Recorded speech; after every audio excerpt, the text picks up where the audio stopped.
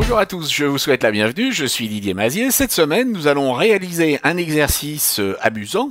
Sur la base de cette photo, nous allons faire ce que vous voyez ici dans la version finale, c'est-à-dire ajouter un certain nombre de bulles qui mystérieusement semblent sortir d'un bocal. Vous avez ici des indices sur la façon dont nous avons réalisé cette opération, avec bien entendu un calque et un certain nombre d'effets de calque. Alors reprenons cette image à zéro de manière à réaliser ensemble cet exercice. Nous allons commencer par créer un calque et sur ce calque, nous allons placer des éléments qui vont figurer les bulles. Alors nous allons utiliser par exemple un outil de type lasso et nous allons dessiner un certain nombre de formes. Il faut qu'elles soient rondes. Vous allez dans un premier temps dessiner la première et puis ensuite vous allez dessiner la seconde, la troisième, la quatrième et puis peut-être ici la cinquième et puis une petite sixième. Ne tracez pas des bulles qui soient trop proches les unes des autres. Ensuite, vous allez aller dans le menu sélectionner et masquer et vous allez demander à lisser ces formes de manière à obtenir quelque chose qui soit beaucoup plus arrondi. Demandez un léger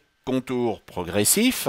Et nous pouvons éventuellement décaler le contour si nous voulons resserrer ou agrandir ces différentes bulles. Une fois que c'est fait, nous allons faire OK et nous allons remplir nos formes avec du noir. Nous pouvons maintenant désélectionner et nous allons sélectionner avec un rectangle de sélection la forme. Nous allons aller maintenant dans le menu édition et nous allons aller sur l'article définir une forme prédéfinie. Nous allons appeler cette forme bulle et nous allons cliquer sur OK. Notre première opération étant terminée, nous pouvons tout à fait maintenant supprimer ce calque. Pour pouvoir travailler sur notre forme prédéfinie, nous allons activer ici un outil comme le pinceau par exemple, et nous allons ici cliquer sur cette icône qui va permettre d'activer le panneau de paramètres des formes. On pourrait également par le menu fenêtre faire afficher directement ici les formes. Vous voyez que nous avons ici les formes et le paramètre des formes. Alors nous n'avons pas besoin de la totalité de ces palettes et nous allons travailler sur les paramètres de notre forme. Ici, notre forme ressemble à tout sauf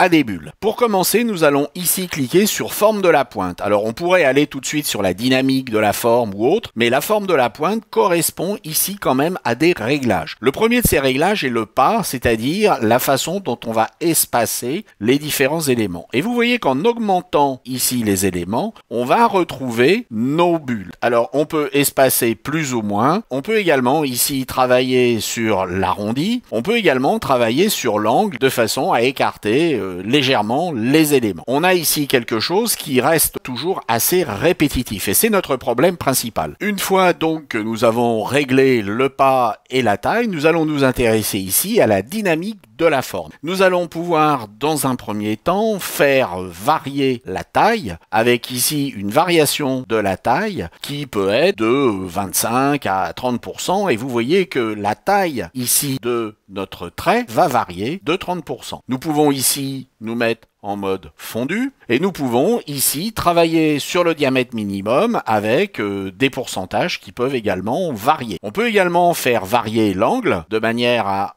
générer quelque chose qui soit beaucoup moins linéaire, toujours sur les types de fondus. Si nous travaillons par exemple avec un stylet, nous pouvons travailler avec la molette. Si nous travaillons avec une tablette, nous pouvons travailler avec la pression de la plume. Et vous voyez que nous obtenons ici quelque chose qui n'est plus du tout linéaire. L'objectif de l'étape suivante est bien entendu de continuer à casser le côté répétitif. Nous allons donc ici aller sur la diffusion. Nous pouvons ici demander une diffusion, par exemple sur les deux axes et faire jouer la façon dont vont être répartis les objets. On peut également ici faire jouer le nombre sur lequel on veut intervenir. Donc ici pour moi 1 fonctionne très bien, mais selon ce que vous avez dessiné, il se peut que vous ayez à rentrer des valeurs différentes. On peut également, selon les cas, travailler sur la variation numérique. L'étape suivante va être celle du dessin. Nous allons donc pouvoir refermer ces paramètres de forme. Nous allons ici prendre un pinceau et nous allons afficher l'image sur laquelle nous voulons travailler en créant bien entendu un calque sur lequel nous allons dessiner nos bulles. Il va falloir ici que l'on choisisse une couleur qui ne soit pas forcément du noir. On peut travailler sur quelque chose qui va être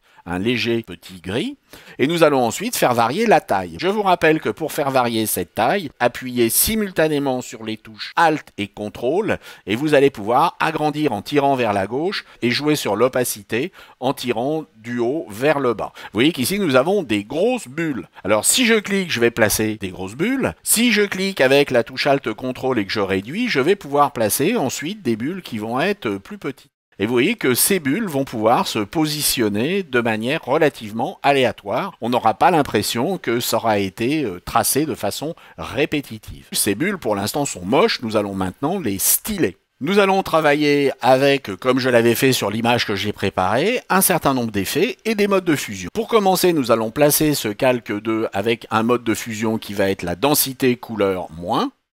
Ici, nous avons éclairci à l'endroit où nous avions tracé nos bulles. Et nous allons maintenant appliquer ces trois effets, biseautage et estampage, ombre interne et lueur externe. Pour gagner du temps, je vais glisser ici directement les effets que j'avais utilisés. Ici, je vais jouer sur l'opacité du calque. Quels sont les réglages? Eh bien, biseautage, estampage, j'ai demandé un biseau interne, lisse, avec une profondeur de 100. Et puis ensuite, j'ai réglé ici la taille. Ensuite, pour l'ombre interne, j'ai créé une ombre interne qui était blanche et j'ai créé également une lueur externe qui est une lueur externe qui est légèrement jaune. Il s'agit d'une petite lumière à l'extérieur de la bulle. Donc vous voyez que très rapidement ici on a pu placer nos bulles. N'oubliez pas qu'elles sont sur un calque, donc on va pouvoir à tout moment déplacer ces bulles. Et vous voyez que là elles sont beaucoup plus intéressantes quand elles se trouvent à être sur différents éléments et pas uniquement sur la personne. Si les réglages ne vous conviennent pas, notamment en ce qui concerne cette lueur externe, vous pouvez